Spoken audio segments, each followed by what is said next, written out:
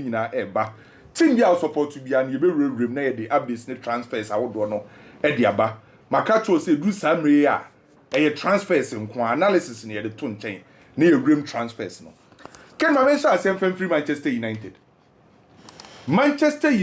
and awie e de third official bid e call Brentford Mbuemo Manchester United and awie Manchester for a third bid for Brian Mbuemo eko na bid a Manchester United ko awie no e 70 million pounds Mbuemo third bid Manchester de ko awie 70 million pounds omo de akwa Brentford for e 65 million pounds eno e fixed amount add-ons e 5 million pounds and to ka fixed amount na ka add-ons a Manchester third bid for Brian Mbuemo eno no e 70 million pounds Manchester e de kwa wi Manchester for say Brentford for and just ha bid we a o ma twe omo ho Manchester United for catch Brentford for say 70 ni de mentimi anje a omo twe omo ho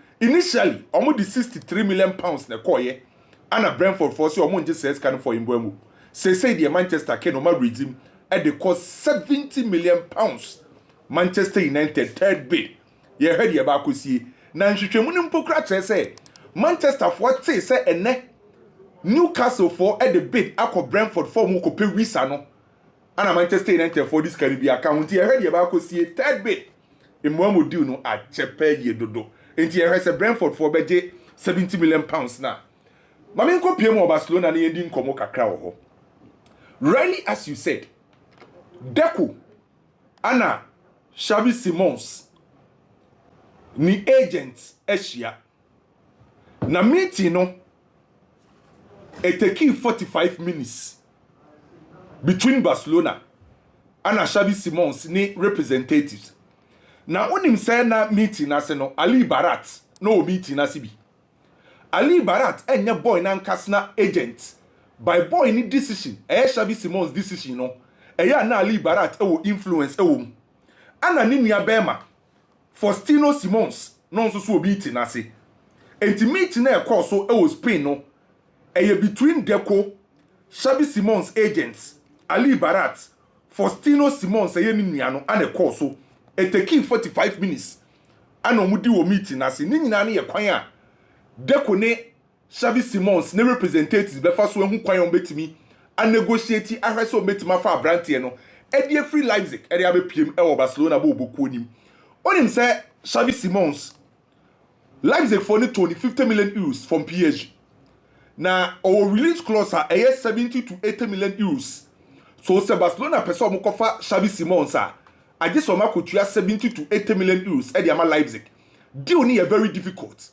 by Barcelona any brantie representatives Asia e wo Barcelona kromo hotel baako hotel no na ye nya di ne by take 45 minutes as a meeting no course nti ye sa brantie friends Xavi Simons no Barca so we so betimi enya no na ken enra asre sem bi by we de me ne too sure say e no crow by e to de bi a story ne ba na o de wa follow kakra na asre sem a ken e by ne ye say on say ababa be to just say Barcelona a team a friend say Manchester United abrantie friend say Garnacho no aye Manchester United player Manchester person mo ton no ana ke on say be to just say yes Manchester United e show interest e wo Nico Jackson mu enti yes e no nkomo bi ko so e wo Chelsea aso ye ana mo decide say ene say Manchester say o mo pe Nico Jackson na ade ni enya swap deal nanka Chelsea enfa Nico Jackson come Manchester United na Manchester enfa Garnacho ma Chelsea by what Manchester say Chelsea can become ho enti be ye cash plus Garnacho for Nico Jackson say Nico Jackson so mo value Chelsea for 100 million pounds enti Garnacho ne omunya swap deal aba be di Nico yes say no ankomo sa komo ne koso David we di enye eh say Chelsea na ke be favor no we dey in favor just carry Jackson akoje Garnacho David Garnacho aye no the Jackson Man United David we dey Manchester David menya show say besi menya show class besi esikwa Manchester for the United supporters in so man TSC Story now here. We move grand. Bisu. Set Mbuemo from 55. How much it was 60. I cost 65. So we could 70 million. Omo di akọ. Ene wi. 70. Yes, your official. I'm not between 65. And even 60 plus 5 Christ starting and now committing. Omo etim di account. And they say the omo de call. Omo say omo catch Brentford for say we your last one. So man dia omo pull out. Omo so mo jade omo here. Mbuemo 70 million. Ah, na be kwa ma de kruntia. O you play a man kwa. Na go eketeke. Kim. Me to so Christian Romero center back e de ma space. AC Milan and Juventus abel Spurs as well so mo pe Christian Romero. On say Juventus no more Paragu by do near off. Say Juventus near AC Milan and Spurs as well so mo pe Christian Romero. Victor Yokares Ken ni nua bema aye friend say Anton. Wa sha see follow Arsenal for nko a wo Instagram ni bibia. Na efiti Monday Yokares agent and the lawyers free Landino. Free Monday omuko pie mo London. Yokares ne agent and the lawyers omo London efiti Monday ni besine. On say deal no dia aka no difference e wom ni 2.5 million euros. Ni nyina na ye bonuses. Lisbon for ne pay e bonus 10 million. Arsenal for so betua 7.5.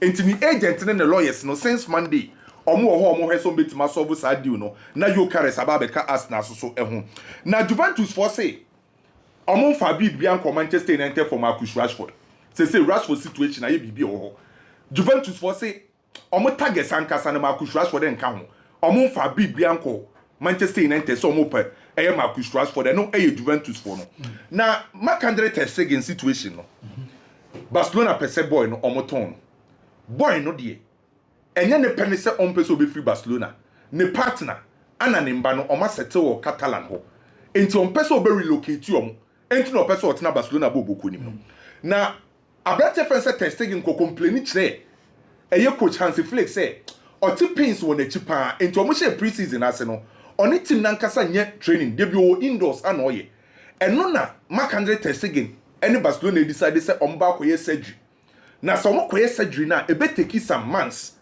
eteki months na ekrese ebedu na transfer ni aklusi Barca entimi nton Ter Stegen ana Barca for say no problem so oba koye surgery na ebe take be 3-4 months ni aklusi transfer window na ye registration na o Ter Stegen yen register in the first part and as a first round no yen register say yan register wa Marc-André ter Stegen edge 6.3 million euros a year e wo Barcelona enti sa usika no yan register no enkoka sa eye space no financial fair play space no enkoka ho atie frim ana one Garcia goalkeeper no eso di 6.25 million euros e wo Barcelona enti usika na yan register no eno ana yede be register Marc-André Abrante fan say one Garcia goalkeeper no enti Barcelona for say no problem sa onti ase e me nton wa okoye surgery na first round yen register na usika no eno sa space na no yede be register one Garcia e Barcelona tactics omu register Dani Olmo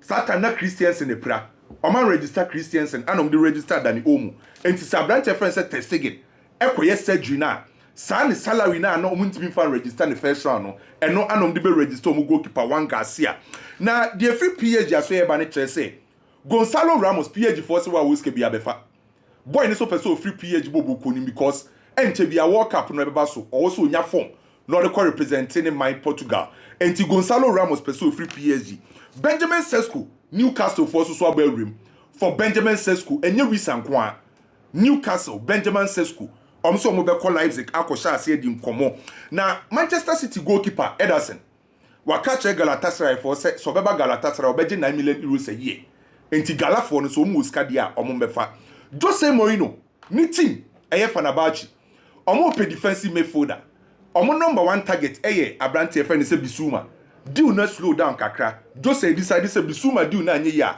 obekọ Leicester City akofa Winfred Ndidi e dia ba be she eye Fenerbahce bobo konim Newcastle omo pe striker Medikin aka Wisa wakeno ana mababa beka Benjamin Sesko another striker ya linking to Newcastle eye Real Madrid for striker Hendrick which is 70 million 70 million Hendrick bon ana diama na bani nyina na yese Real Madrid mpese on beton Hendrick on pese so on de beja ne kwankra be ye loan Newcastle for so a permanent deal.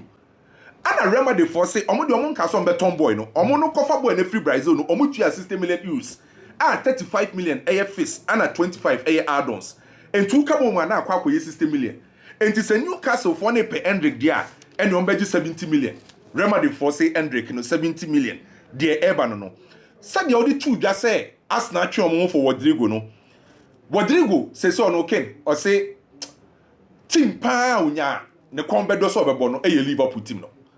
Say team are only the race for a year Rodrigo no after say Arsenal etwe omo no Liverpool team no. Na ma mema osa latest we. Unim say enra Rodrigo agent and a Liverpool fo hia New York. Rodrigo ni representatives ana Liverpool penny for. Na initially the last time Kwaku Beka ya me be here say na nko so mu share with Spain. By meeting na ntimi am koso enra meeting ne koso New York. Rodrigo representative then Liverpool for ekoshia wo New York dwen kwan abo yeba.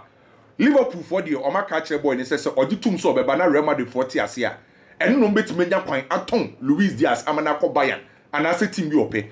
Oma promise Rodrigo say oba 1 obeye regular starter, 2 ni favorite position left wing omo de be ma no. Na na number the phone for say some idea omo for Luis Diaz no.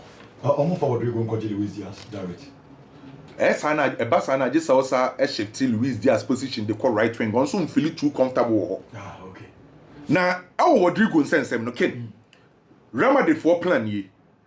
Vinicius Junior say in case Madrid beton Vinicius omonton Rodrigo. Say Madrid eton Rodrigo omonton Vinicius. Madrid plan no omonton players nimbo. Okay. Now Real Madrid for decide say in case say Vinicius Junior eka say change na on renew yenton na 150 to 200 million euros. 150 to 200 million euros for Vini. And the Madrid for the person me no. Omo nton tu ni mbo. Omo don person mu nyina aka. By se ba ko ka so be kwa. On beton ba ko no meja ba ko. De eba no no. Na ken. Onim se Bayern for plan ye. Bayern for per se omo ton Joao Paulinho. No mo ko Liverpool ko for Mark Alistair. Impossible. Edin papa. McAllister. Yes. Yes, Bayern for plan pan no. Say omo ton Joao Paulinho nti say omo hyase na omo ni Fulham di nkomo, omo ni Everton, omo ni Inter Milan. Enti so omo timi ton Paulinho then on be ko Liverpool. Abrante friend say Mark Alistair. Omo yo magin so ba akwa e de aba. Enti kin latest ne de ensem ne de doors wa ho. Doors. Aye. Eketeke 85 million euros. Mbuemo 70 million pounds. Euros we are saying 80 million euros. We dey ma me fan twem ma wansa na. Ka Giovanni Elbamo. Sonny Anderson. Mo ka strikers. Sonny Anderson. Omo nyina na che say omo nkan ne nkom omo che Mbuemo. Omo che Nico Jackson mo ana. And the Omo abata. We dey ma me fa we twem na menu akwaku nto aso. Yes say on say up to date. Marcus Rashford in Barcelona deal na is slow. Barcelona impanyimfo mu take decisions ni na no. Ba ko pen na tie Rashford deal na chi. Omo pe Rashford. One Laporta nko. Enti yes say Rashford beat ma Barcelona. I just say one Laporta convincing impanyimfo no. Are you difficult? Enti na sa deal no so are you slow pa. Ala se premier na Kwame Edbe Briaba na be brem kakere. Strikers ni ho. They make it easy. Ebi ni ho. Mbuemo 80 million euros. 70 million pounds. Eketeke 85. Hendrick 70. One game Jackson. Chelsea say Ken Hendrick in Bako cancer as of say Chano Kuto papa. Market for say Hendrick we are no more 50 million. So Hendrick is say Maza. Hey say market na die. Market na say. Ya koye me te say Kwame. Ukọ na your ball 50 60 ususu say play ni deserve at the mawa. Bye. Wotie the nkofo kan. You wake up the next day na price na koso. Go quality e wa system ni mu swa. What they making us say? Liverpool for no more church Manchester United Mbuemo no. E go eketeke omo dey say na akwa out of 83 million euros akọ ewie. But Mbuemo scored 20 Premier League goals. 20 Premier League goals. only 25 years. Or Premiership. I'm for United. Obia D who go take to Liverpool 83 first bid 83 Obian Kawasa. Oh yes. Me say asamono eba na wo feel say eyama take it.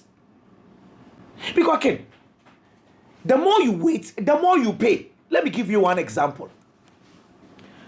Anthony. Manchester United first bid the call for Anthony. It was on the 13th of June. Time na no more penny no. 13th of June. Now watch this. Now 45 million euros. Anthony first bid Manchester United. Yeah. 45 million euros. And I asked a foreigner say United if we be found in count on United for so. Munya would say yen top Scaraborn are you okay? They were waiting. And they called 60. And I asked a foreigner said Habi. Munya is 65. And the United for say yen top. Still, na United per Antonio. And almost also move to 80 million euros. And I asked for say yen pound 80 million euros. Mutia 65 nanke Toma Modada. The more you wait, the more na figure na cost. And the Manchester say 80 and say I asked for 1 year they are walking off. No more options for her. And I will ball Christian Pulisic. And I will ball Cody Gakpo. Satan no boma PHV. What's the mean? 45 equals 60 and I call 80. So now I ask for someone to say. And a pressure from Eric Ten Hag. I call Manchester United in penny for so Munto on the 26th of August. United sent 90 million euros. Figure moving from 45, I could do 90. I asked for say young J. Now I asked for a problem, my unit say, Machanya, baby, Juno, we cannot buy place. I can't read this. And the United Yahoo at the 5 million euros account, I 95 million euros. It is a what's it? Sir, Anthony, none figure 95. United waited. Almost problem is see United. And now Papa Nature Sergeant Ratcliffe Obama and say anyway to know. We initial bid of 45. Almost it was last day. They paid 95. The more you wait, the more you pay. Here, Brian Mbuemo no question me woman say. If you listen very well to what Brentford for the air can, sometimes I'm like, Munjai Brentford for more winjis cannot mojen. Brentford for say Anthony Elanga or share 6 Premier League goals or 11 assists. Oh, what you are saying the Kofano, 55 million pounds. Into that. Noni Madueke, I said 7. I had 3 assists. That's a 10 goal involvement. Or what you are 52 million pounds. And I asked now for them Chelsea for. Yen Yamo Kudos, what did 24 years? So Kudos on Yakwadao. Our football terms 24 years. Kudos SH 5 goals, 3 assists. 55 million pounds. 5 goals. 3 assists. Kudos. 55 million pounds. 3 assists. 55 million. Inti, how are you going to convince me, say? A player was at 20 Premier League goals. Was it on Fanje 60 million pounds? Oh, yeah. Inti, United brand in Aye. Mohamed Kudus. And Elanga mo. Elanga. The tone was set. See, say. Almost 55 and 52. Markets, no, say, Sunday in your economy. Senior markets, ne koni nyina no. It's what Brentford for can. It makes a lot of sense. Mbuemo no sebi baby Africa ho. And star no si ball no for shut down pe on say on only flare. Then they direct. It's where I purely Amorim signing. Amorim per direct football players uncle phone be. It's a bona origin if United had paid earlier. Sebi can do 70 million pounds. Now United for rational marasini in say Newcastle for offer they call for you want visa and no watch room and then your nanka deal you cancel. Because Newcastle say who go take no on more than 80 and a 50 and rate on call who bio and I'll say or compare you want visa baby say who go take pen not all penny no. But Brentford says that between who go take between you want visa and Mbuemo better back. It is a Newcastle for visa, penetra say, in Mbuemo Dino and yet, and the Manchester United, they are table to his car. Say United say 70 away to an year. Never Brentford for the few say, I don't so now. Ebia, or modification and they will do it. But some would more than 70 no, almost 1 year. we live to see. So by ya na sa won yene de ha. Dia to so bi oken. Chelsea ne Nico Jackson situation no. And how Chelsea want to sell Nico Jackson no. Here me I am proud of what Chelsea are for Nico Jackson. Nico ever be a real no. January no I say be 2 goals I will Villarreal 2 goals. Bomb of 4 and an air pen. Omo mane ball UK and be medicals. Satan na bomb of 4 etosu 18th. No more 19 Premier League goals in 20 games. They were going to relegation. Obaya medicals no I Richard Hughes. Say the whole Liverpool and no cofa ne buy. Into say what is link no. Richard Hughes no na cofa boy ni bank or the kobo bomb of. And no buy no be failing medicals. And I was doctors for say no home better no early match and no home better no bomb of say derby. Ya ho kire ya player be baba boni sisi a. Into Nico de na nye no mo kofa ya ye nuanto ansamenyo bae. But what let me tell you say. Semenyo Senka Nicholas Jackson deal no go through a Casamanya manya shots of a bomb of. Come cancel sa deal no. And now uncle fast Samanyo and dango atara baba a bomb of. And 2 years in ye. Sebi, with all due respect.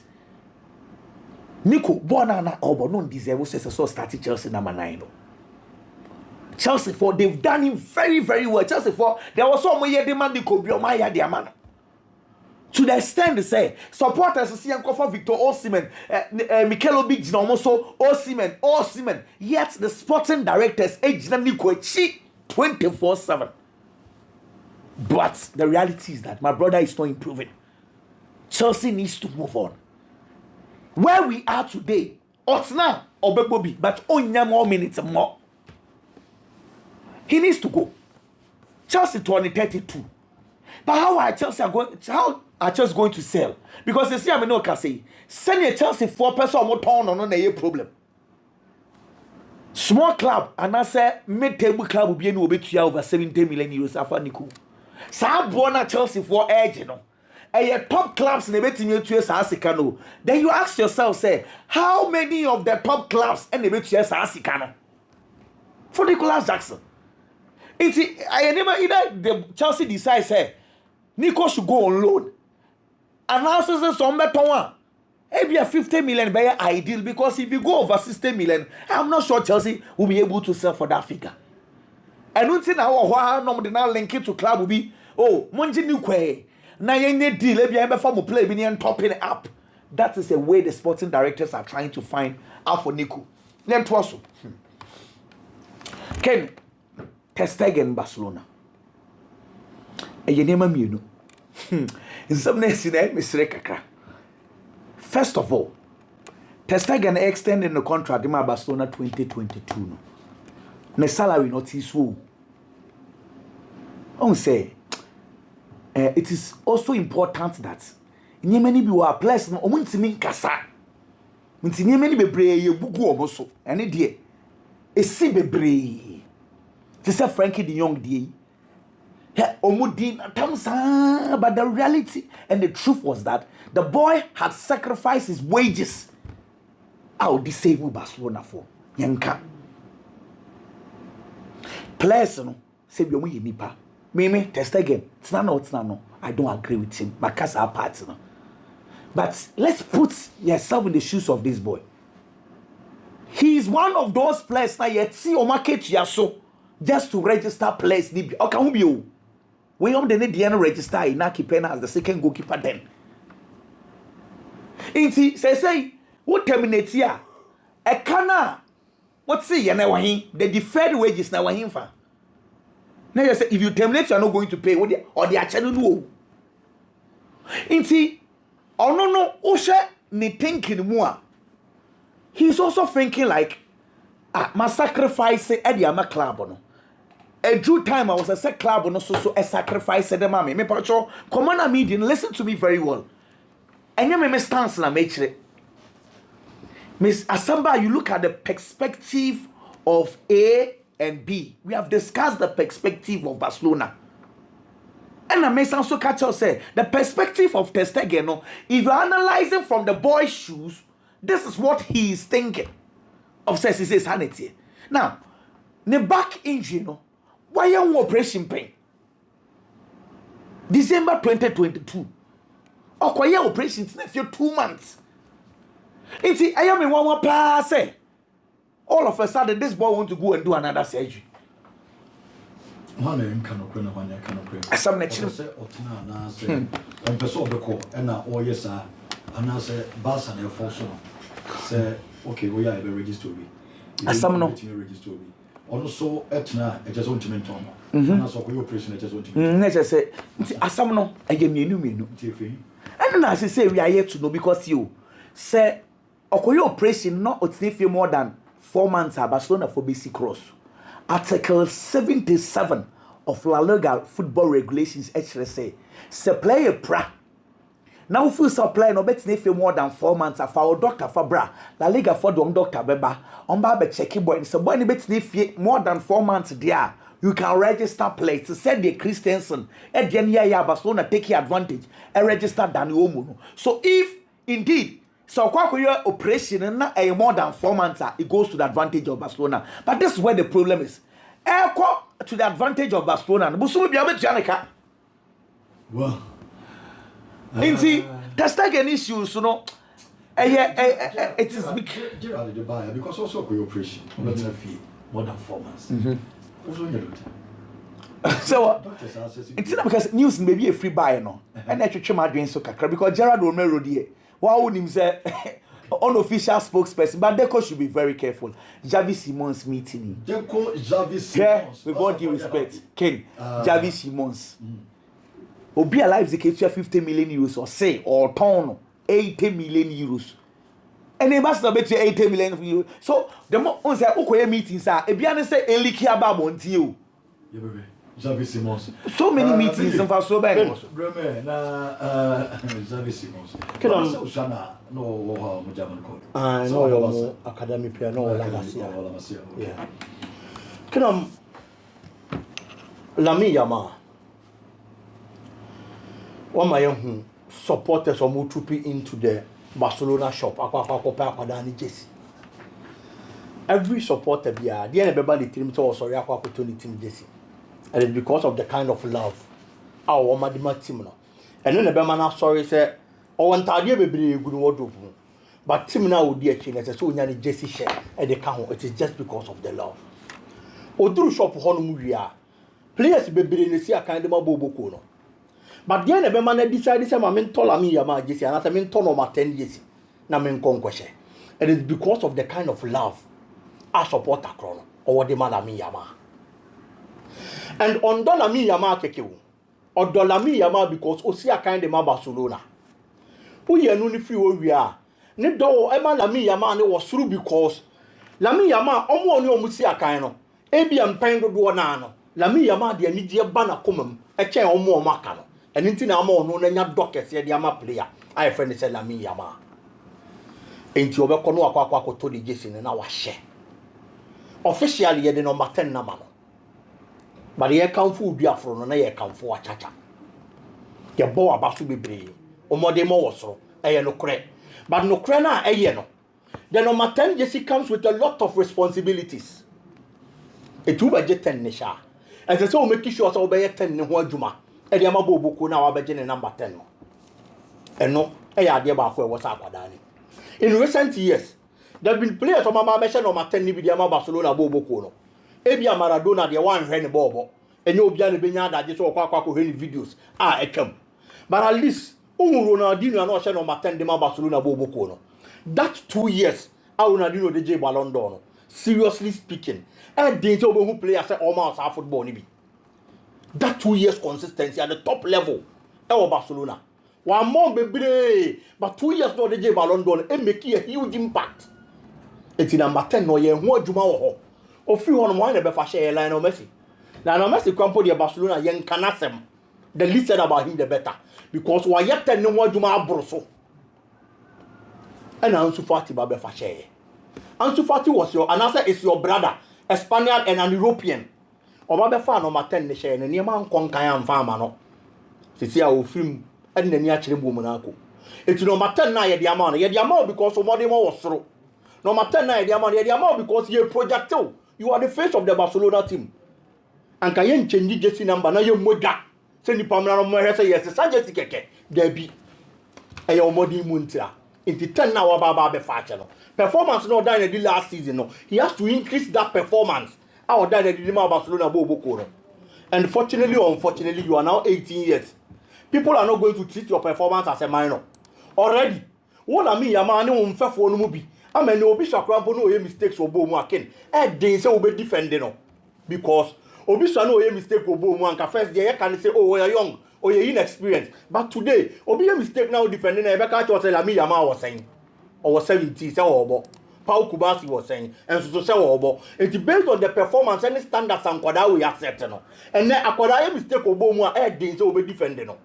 until Lamine Yamal has to live to the kind of standards on one set the man who about about number 1 and then the pressure of the number 10 GC and upon all your stories and me say football na nsem trophy we are say e dey ba akwara na mfa but obi 2 years nsem trophy ne ye de ne de ya fa because I am poor na dwuma mabasa it is no kre anything I say ya fa no also ye dwuma mabasa to obegina park no so na so deliver enu nu ne ade oye ne nchen de nye obi atam enti afuto no de ma ye ne ya fa enti o make sure ayi so be kan say one will be a oko party oko birthday wode na na ba na eko amo so akosi sakres ngai fa no fo o ya party ya no fo ne enya ma na do me ai one will be o ya party wa akosa na nansa o na light up the show njoni no makache anything am say ya fa na futo no enti say si ano